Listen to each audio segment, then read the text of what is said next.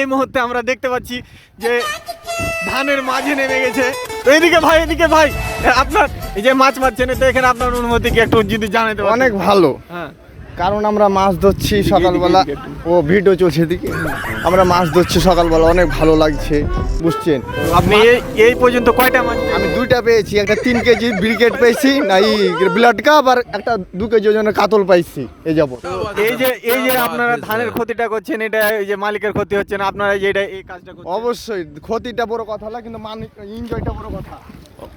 এই মুহূর্তে দেখতে পাচ্ছি সামনের দিকে এগিয়ে গেছে মাছ ধরার জন্য, এদিকে আরেকজনকে দেখছি। তো আপনারা দেখতেই পাচ্ছেন কিভাবে সবাই মাছ ধরছে।